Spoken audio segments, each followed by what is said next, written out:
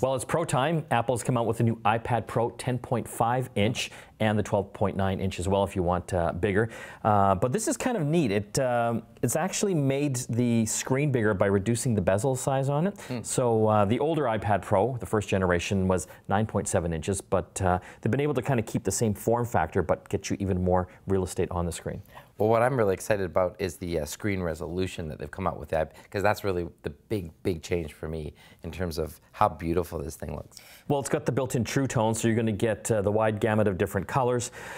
Also, it's running 120 hertz refresh rate, so the scrolling on this thing is simply amazing as you're going through the different types of screens, web pages, and it's rated at 600 nits as far as brightness, so this is super bright. So even if it's a very bright day or we're under these super bright studio lights, it's still popping with color on the screen.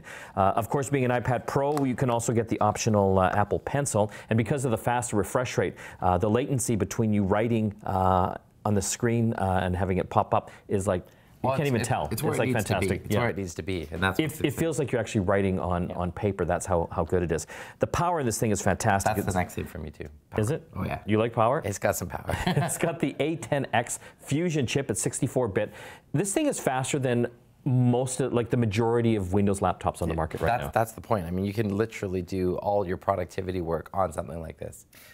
And you're paying for it. There's no question. You know, the bottom line on this here, I think, is around $850. That's not including the keyboard and the pencil and what have you. So when you get up there, you know, it's getting up over $1,000. So that's a lot of money. But this thing is incredibly thin, powerful, and you can do everything that a laptop can do and even more.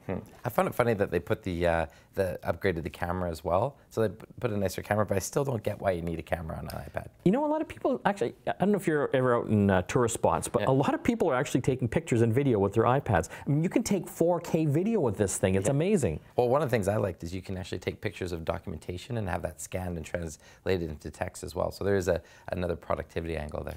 You know, if you're a student or a professional that's taking in a lot of information and writing, this is definitely something to have a look at because it takes up literally no space. You can also get the optional little leather Apple case for this. I love this thing now because you've got the little spot for the pencil as well. So taking this around is fantastic. You can get a full day's battery life out of this thing here. You know, for me, this could be a laptop replacement now. There you go. iPad Pro, 10.5 inch. They also have the 12.9 inch if you like the larger screen.